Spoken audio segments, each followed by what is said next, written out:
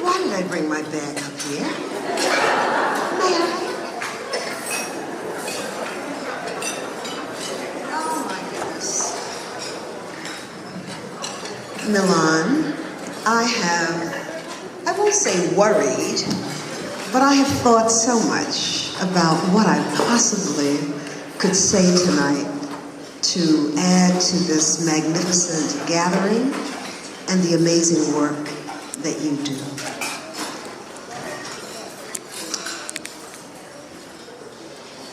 It's stunning to me to see what you do with so little. And to know that Milan discovered the agency as a college student. And he volunteered. And he continued volunteering after graduating. And then joined the agency and became the head of the agency without any pay. A volunteer leader, just as I had been for CARES. And just recently, he's begun to receive a small paycheck. And someone said to me, not just someone, but a couple of people said he's so brilliant. I don't know if the agency is going to be able to hold on to him. And what I'm saying to you, given what I see, because I get up in the morning and try to do my walking through whatever city I'm in, the pain, the homelessness, the lack that I see in this city in the middle of such wealth is shameful. It's really shameful. To lose Milan would be a shame. And certainly people are going to try to recruit him and take him away, and they're bigger fish to fry, as someone said. But you need to keep him right here.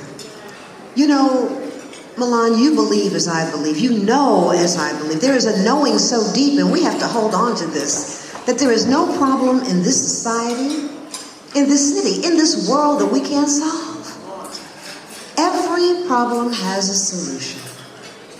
Our challenge is to not be distracted by the drama in our own life. I was just telling Derica and some other women earlier today that I'm just back from Egypt.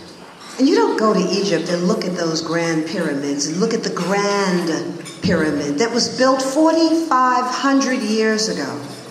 4,500 years ago. And they're still trying to figure out how it was built. With ideation, sitting in the stillness, everything you need comes to you.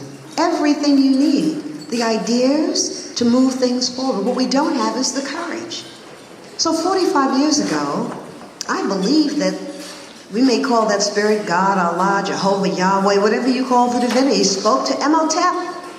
And he built 4,500 years ago what they still can't even explain today. How did he move a boulder that was 60 tons in weight, some 40 stories high? The oldest structure, stone structure on earth, still standing today.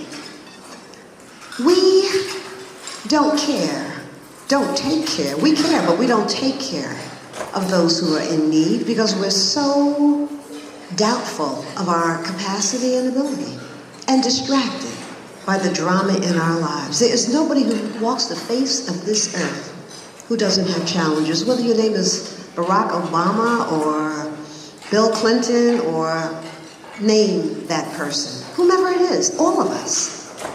All of us have things that we have to contend with, but what we don't know is that there is an aspect of our humanity that is unseen, and it is of the Creator.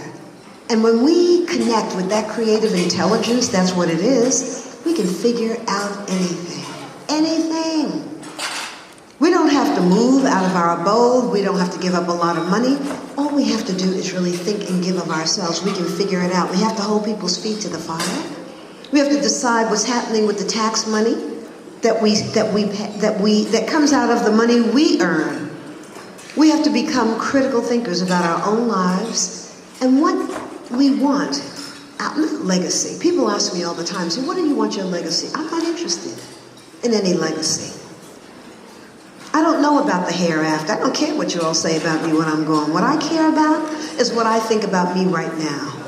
And whether I'm doing what I know I'm put here to do. Each of us is here with a purpose and on purpose. On purpose.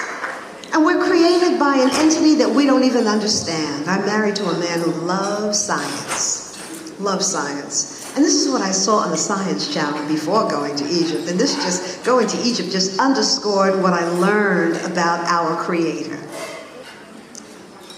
Science Channel. We know that the sun is a star. There are more suns or stars in the universe than there are grains of sand on all the beaches of the world combined. Can I say that again? There are more suns or stars in the universe than there are grains of sand on all the beaches of the world combined. We're in a galaxy that has what? Some 300 billion entities. And this is one of billions of galaxies. So we can't, our minds can't even comprehend that. And I share it with you just to say that whatever that entity is that we call God, most of us created this magnificence that we're in, created us. And there is something inside of you that you just need to tap into. We can figure out homelessness. You can't feel good walking around this beautiful city and seeing people in rags. You can't feel good seeing people pulling carts with rugs and things piled high. People ask me every day, why are you doing this work on behalf of poor people? Because it could have been me. Could have been me. And because I can. That's what Milan is doing, because he can. All the sponsors that he has engaged to help tonight.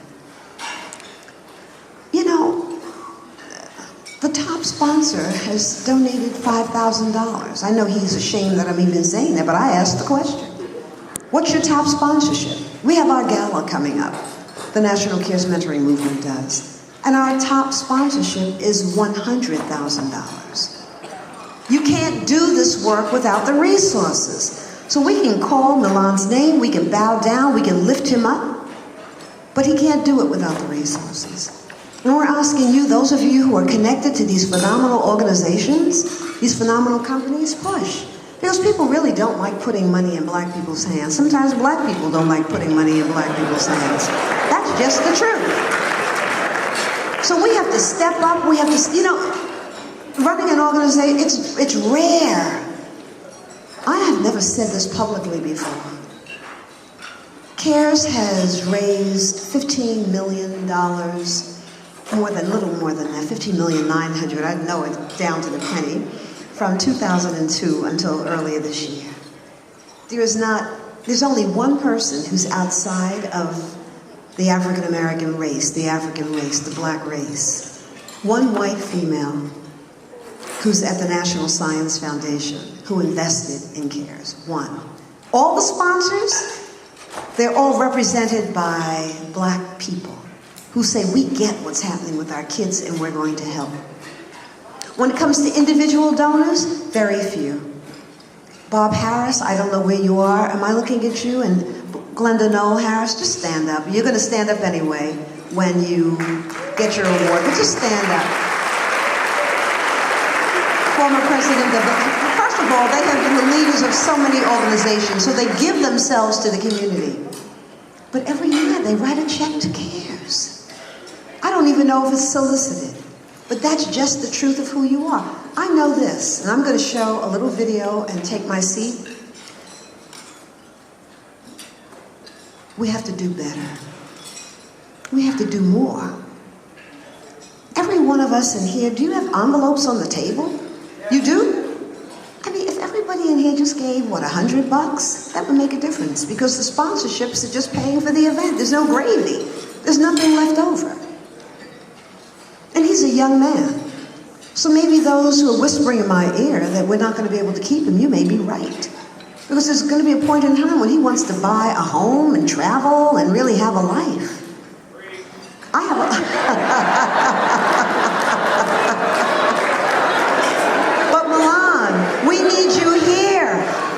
We need, yep. There's a person who said it, whispering to him. We need you here. Don't let Milan wear himself out. Don't let him make himself more tired than he is. Please, let us all dig into our pockets, into the coffers, and here comes Thanksgiving, and then the holidays right after that, and make sure that this agency that is providing showers. You know, when I think New York City is a city that's rife with homelessness. And when I see women out there, and men, and young people, pregnant women, I'm like, Lord have mercy. Imagine not being able to go to the bathroom. Nobody wants a homeless person who's dirty and smelly to come into their restaurant to go to the bathroom. Certainly not coming into the Fairmount Hotel. They stop you at the door. So we have to open our hearts and open our minds and do what we're all created to do. And that is to help the least of these. Hands that serve are holier than lips that pray. Hands that serve are holier and more mighty than lips that pray. And so, you know, I'm not here to beg. I'm here to inspire. We should be so grateful for the bounty that life has given us. We should be so grateful for the grace of our Creator, because none of us in here is poor, not a one of us. Every one of us in here has resources. Every one of us knows where we're going to spend the night. Every one of us knows tomorrow morning, if we want breakfast, we can have it. There are people who don't have a bathtub, who don't have a shower, who don't have running water, who don't have food. And in this nation, children who are coming to school like that. That's what the agency is ensuring. That young people have a way forward, a path to self-sufficiency. That homeless people have dignity. You're borrowing these buses or trucks or whatever they are with showers and bringing them over here, so over to the agency, so that the homeless can come and take a shower.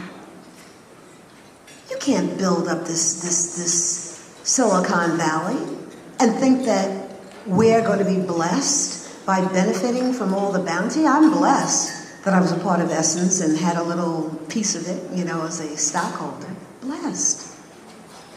It's my honor to give back. And I know this, the more you give, the more you get. It's amazing. And when you're doing the work of life, when you're doing God's work, when you're doing the work of the Holy Spirit, everything you need, the divine right relationships, the books, the money, everything comes into your hands. Everything. So I'm just saying, trust it. Trust it. And let life work for you. So, I'm gonna roll. Does the screen come down? Oh, the screens are on. Oh, wake up, Susan. Screens are on either side. So for many years, I was so troubled by the media demonizing poverty and black poverty. And I said, you know, the media never asks why. No matter what city you're in, if there's any sizable African-American population, you're going to see our brothers being shackled and put into the backs of police cars and women screaming and, you know, people just in stress. But the question that the media never ask or answer is why? The why of black poverty. And so I began pondering it and charged my husband with doing the research for me. Research and give me all the barriers that have just prevented black people from growing our wealth, given that we helped to make this nation the wealthiest in the world. Why there's so many poor, half of black children are born into poverty. And so what we did for our gala, that was earlier this year, we created a video. It's narrated by Danny Glover, and that's what I want to play for you now. Let it give you the understanding of why there are so many black families who are struggling along the margins. And I want to say to our sisters and brothers who are here, who are outside of our race, who are not African American, just bless you and thank you for being with us, for giving up a Saturday night to come and be with African Americans and mom and family. We need you, we need allies, and we thank you. So with that, please play the video. Look back. This is the truth of who we are. villages and communities of our African forebears were bound by the belief that family and the elders